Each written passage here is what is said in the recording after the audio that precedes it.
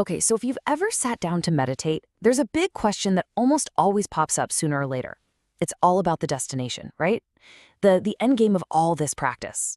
Well, today we're going to demystify that whole path. We're going to explore what enlightenment actually looks like, step by step. So where does this path really go? Whether you're just starting out or you've been practicing for years, it's the fundamental question. And it's not just about finding a little bit of calm in a chaotic day, as nice as that is. There's a really profound journey here with clear milestones. So let's start walking through that map together. First things first, what is this destination we call enlightenment? The source material gives us a beautifully clear definition.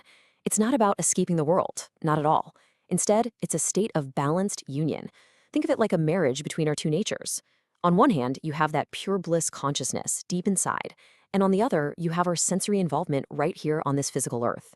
It's about being fully present in the world, not escaping it. It's really the ultimate integration. Now, the path to this union unfolds in a pretty clear pattern, a series of 3 distinct, identifiable stages. First, the rise of inner silence. Second, the rise of bodily ecstasy. And third, the experience of universal unity. Think of these as the major milestones on this incredible journey inward. So let's start with stage 1, the rise of inner silence. And let me tell you, this isn't just about quieting your thoughts for a few minutes. This is about building the very foundation that everything else rests on. So what does this foundational silence actually feel like?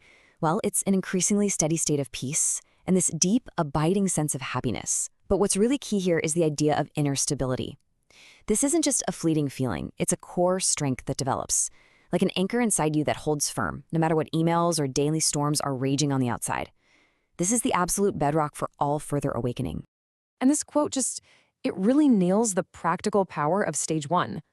Just imagine going through your day with all its ups and downs, its stresses and surprises, and having an inner core of peace that remains completely untouched, unshaken. That's the gift of establishing this inner silence. It becomes your new normal. Okay, so once that foundation of silence is established, something pretty incredible starts to happen. Let's move to stage 2 and see how this builds. The rise of bodily ecstasy. Here, the stillness becomes dynamic. We actually begin to perceive a divine flow of energy. So in this second stage, our inner life force, it's often called prana, really starts to awaken. This is often kicked off by practices like pranayama, which is basically intentional breath control. As this energy starts moving, our senses become refined. They start opening inward. We start perceiving these ecstatic energies not just inside our own bodies, but in the world all around us. It's this profound shift where you just naturally surrender to this beautiful, deepening sensory river. And the result? A huge increase in joy in your day-to-day life. The source material uses this powerful description to try and capture the feeling of stage 2. And it's perfect, right? It's not just a fleeting moment of happiness. It's a deep dive, a continuous absorption into the living beauty that's moving just beneath the surface of everything. And this is the crucial point of the second stage. Those hard lines we once drew between me and the world, they begin to soften. They start to blur. That sense of being a separate, isolated self starts to dissolve into this flow of ecstatic energy. This whole dissolution of boundaries leads us directly to the peak of the journey. So let's look at stage 3, the experience of universal unity. This is where we don't just perceive the harmony of life, we realize we are that harmony. In this final stage, the realization dawns that your own self is the very essence of everything you perceive. Now, a really key point here is that the world doesn't vanish. You don't just float away from reality. Instead, it becomes transparent. The boundaries are still there, but they feel like thin veils, and you can see the single, unified essence shining through absolutely everything. And so naturally, your reasons for doing things shift from narrow self-interest to the interest of the universal whole. You can see what a fundamental shift this creates. I mean, before, we operate from the perspective of a separate self, right? We see a world of others out there. We act to benefit that small, isolated self. But after, as the universal self, we experientially know that we are the essence of all things. Our self-interest expands to become the interest of all of life, simply because we see no separation. And this quote just brings it all home. When Jesus said, "Do unto others as you would have them do unto you," it wasn't just good moral advice. From the perspective of unity, it's the most practical advice imaginable.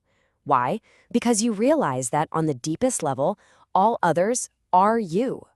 So we have this beautiful map with 3 clear stages. But now the source gives us this really crucial piece of wisdom about how to travel. And it's this. It's not actually about obsessing over the milestones. It's about enjoying the journey itself. This is such an important point. These stages are useful as guides, to keep us inspired.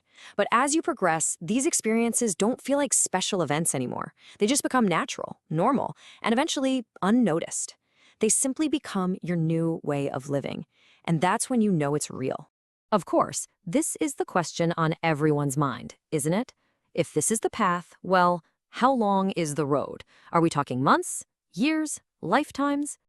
And the answer is deeply personal. It depends on the obstructions we might be carrying from our past, but way more importantly, it depends on what we do right now.